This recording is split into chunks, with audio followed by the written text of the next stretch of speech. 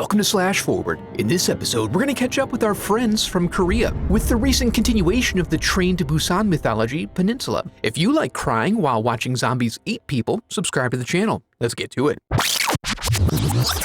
We open in a manner not unlike an episode of The Walking Dead, panning across corpses strewn about a zombie wasteland with a group of hopeful survivors we don't know heading to an unknown destination. This is, we see, a framework set up to reveal to us the harsh reality of the strange new world that they've been forced to so quickly settle into. Thankfully, the news is still running, informing us that the safe, nurturing bosom of Busan was only maintained for about a day before everyone was forced to evacuate, which is why our survivors are boarding a ship to Japan.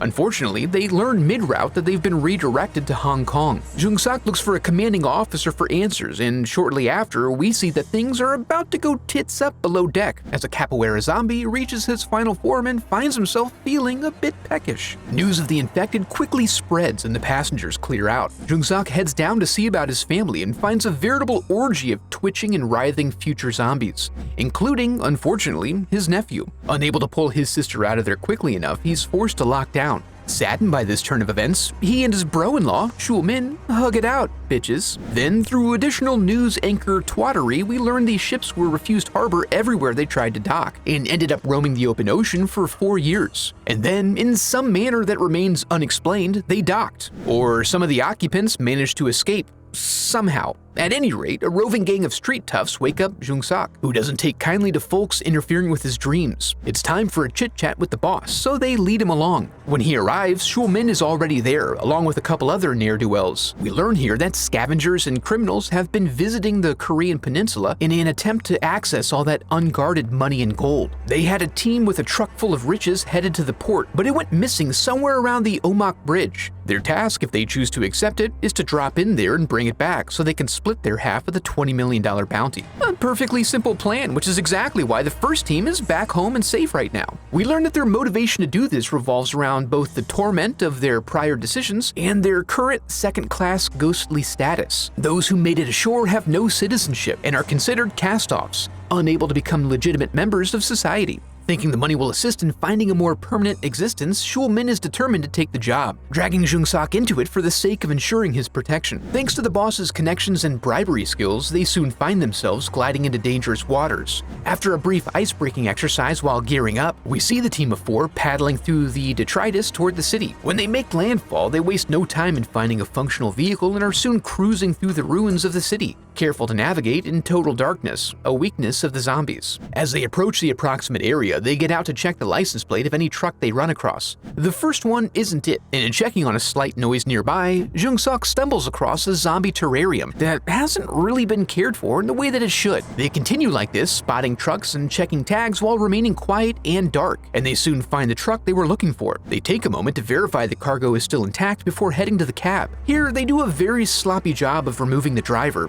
basically presenting him with a veritable smorgasbord and then leaning on the horn, alerting everyone in the area. As a roving band of zombies closes in on them, Jung-sok lays down some cover for his crew, taking out a handful of zombies and also using light and sound distractions to pull large numbers off of them. After a couple of close calls, they make it out and celebrate by spending their newfound wealth in their minds, as surely nothing could go wrong at this point. But then a rogue commando prairie dogs nearby and starts firing off flares in their general direction, the light from which attracts any nearby zombies. This causes the crew to attempt to rush through the crowd, resulting in a wreck that throws Jung-sok safely clear of the scene. An advantage, of course, of not wearing a safety belt. He arms himself as Shul-min scrambles to the safety of the truck. After a brief struggle, he's saved from being overtaken by a couple of child drifters, who drive their sports ute through the back alleys and side roads like a well-loved Mario Kart track. Juni eventually comes to rest in a tunnel where the way is blocked by a dense crowd of zombies, allowing Yujin to demonstrate her expertise. She activates her bedazzled RC stunner to distract them and thin the herd out a bit, allowing them to continue on their way. Back in the truck, we see a larger-scale version of this tactic being used to clear out the horde. A renegade platoon then rolls up, and Sergeant Huang takes a moment to demonstrate for us and his men what they think of the newly infected, and then they head back to their base with the truck. The girls soon get back to their base, and we find them under the care of a lovable old coot who thinks he's still in the ward, has delusions of rescue. Their mother, Min-jung, also lives there, and we see, via flashback, that she was the woman Jung-sok left on the side of the road. They press him to to admit whether he's a member of Unit 631, but are surprised to hear him claim to be from Hong Kong. Meanwhile, the platoon returns to base where we find a structured and organized apocalyptic society of sorts. That is, I'm sure, not under the control of military authoritarians. As Sergeant Huang badgers an administrator about getting his men some tuna rations, Shulmin makes a noise that leads to his discovery in the back. He's then immediately taken to the arena, but for some reason he doesn't seem to be drawing any positive energy from the group's jovial nature. The ration master reports to Commander So to let him know about the bounty brought in by Huang, a truck full of useless money. This piques So's interest, however, because someone attempting to retrieve it implies some manner of egress from the peninsula, which he's been dreaming of for some time. Meanwhile, in the arena, Shulmin realizes he lost his satellite phone on the truck, and so is unable to buy his freedom. Instead, they strip him down and compliment his lithe and supple body before giving him an official number and dumping him into a storage container, already filled with topless men. As they prepare for the game, So gets his first contact with the outside world, finding that it's still run by the transfer of capital. They offer him the same terms as the other group, and really, he's just happy for the opportunity to leave. At the arena, the men are then ushered onto the wet field of battle, and we witness the nature of sport in this new world as a grumble of zombies emerge from the adjacent locker room. Many of the men just resign themselves to being eaten, but those who make it to the end of the timer receive the privilege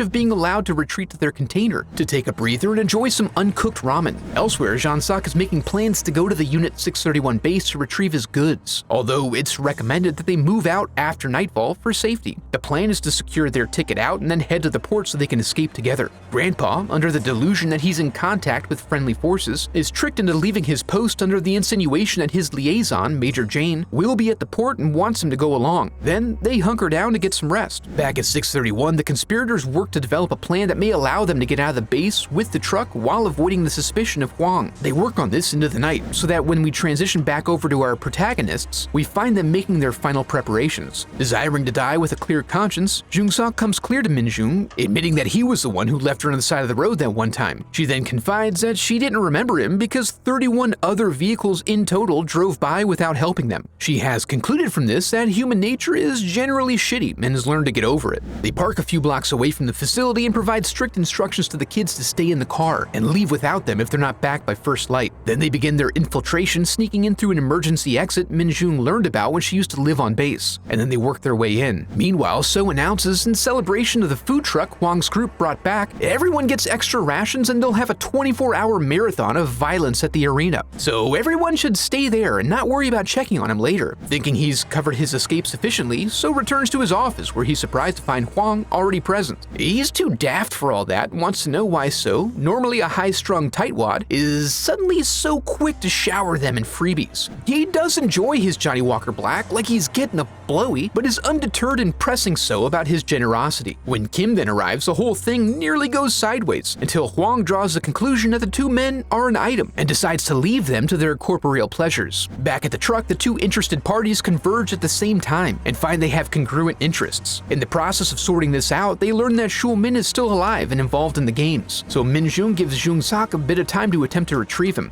So arrives shortly after, and the end result is gunfire that attracts the attention of a zombie horde outside and nearly distracts the men from their games. But then Jun-Sak shows up right in the middle of it all, and he manages to slip out with Shulmin under the cover of smoke grenades and a flare-induced distraction. But the combination of gunfire and zombie threat results in them finding themselves pinned down in the hallway. After helping to neutralize some chaps, Shulmin takes a shot to the back. This unfortunate turn of events fortunately turns Jung-Sak into the Winter Soldier as he cuts through his enemies with ease, until finally being saved from another potential cheap backshot by Min-jung busting in with the truck. They then gas it out of there as Huang and his men are forced to deal with the zombie horde, and So just patiently waits in a nearby vehicle. The van almost immediately gets jammed up when a pile of bodies crams the axle. Thankfully, the girls anticipated the trouble and arrived to help with the distraction. After they drive around a corner and redirect the horde with a Roman candle, the family takes a momentarily peaceful cruise before the soldiers catch up with them. We then get to enjoy a drawn-out chase sequence in which the vehicles exhibit matchbox physics. Junie basically establishes herself as baby driver. The e-brake is the initiator of every car stunt imaginable, and any vehicle can basically do anything you'd like as long as you get them going fast enough. It's also fun to imagine the actors twerking like crazy on these steering wheels while sitting in their little green boxes. After managing most of the crew, Jung-sok has an idea to finish them off, as he instructs Min-jung to drive by the terrarium from earlier and puts a line of bullets through the glass. This leaves Sergeant Huang in an unenviable position from which his driver is unable to back the shit up. As they coast to the finish line, danger behind them, so demonstrates how sometimes the danger comes from the side. They have a standoff during which he explains his plan to make it back to the mainland and just imagine that none of this ever happened. So right now, anything goes. Yujin then attempts to create a distraction to save her sister, which works, but then results in Grandpa and Min-jung both taking rounds. So then makes it to the finish line in the truck, but soon learns the merry band of thieves had no intention of ever sharing their bounty. As he prepares to die and the sun begins to rise, he manages to gas it backward out of the hatch, which allows the zombie horde to freely enter the ship and treat it like a giant can of tune-up. As the others bid farewell to Crazy Grandpa, a helicopter arrives. They get its attention with fireworks, then run to the landing site. Since she took a round to the leg, Min-jung can't do much other than fire directly at their backs and then hop into a truck to attract the attention of the zombies. Even though we previously saw Grandpa talking to no one on the radio, we discover this helicopter to belong to the benevolent forces of the UN and is under the command of Major Jane, Grandpa's imaginary pen pal. Juni thanks her by stealing her gun and attempts to force her to risk everyone else's lives by going back to save her mother, who the girls seem to sense is on the verge of emptying her own brain pan. But then, she made a very sensible decision. A simple remark tickles the ballsack of Jung-sok's memory, motivating him to put in the necessary effort to get the job done this time. He goes out to meet her and shoots at her face to scare her into running faster. Then they have a slow-motion reunion in the midst of a fast zombie attack, and then eventually make it back to the safety of the helicopter at the cost of only about 5 or so UN soldiers, and then they all fly off into the sun. I have a website set up where you can support the channel through donations or merch, and I'd like to take a moment to give a huge thanks to my donors memorialized in the Hall of Headshots.